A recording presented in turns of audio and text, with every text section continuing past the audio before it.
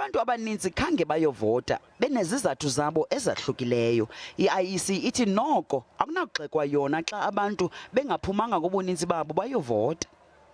Some of the elements that motivate voters to go relate to matters outside of the purview of the Commission, such as disruptions to services, level of trust, and the level of trust in political institutions.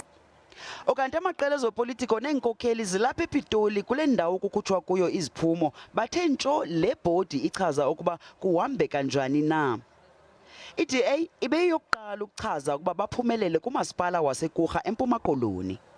We are going to go into there with the 16 seats for the DA, 11 for the ANC, 1 for the Freedom Front, 1 for the PA, and 1 for the EFF. I-EFF yona ithi ifuna ukulinda de kugqitywe ubalo kodwa iqinisekile ukuba impumelelo koomasipala abaliqela izayifumana. There's improvement in some areas. You can see positive results are already coming from the Limpopo province, but it's still early days, so we don't want to rush it and start making our voters and everyone panic. It's still early days. Only 18% has been counted. I-ANC yona ithi izawuqinisekisa ukuba abo bakhethiweyo ngabantu abazimisele ukusebenza besebenzela uluntu.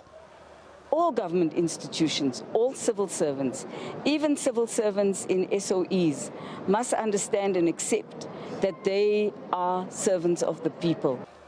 Iziphumo ezipheleleyo uzawukhutshwa ngoLwesine. Yolisa Njamela, weendaba ze-SABC ePitoli.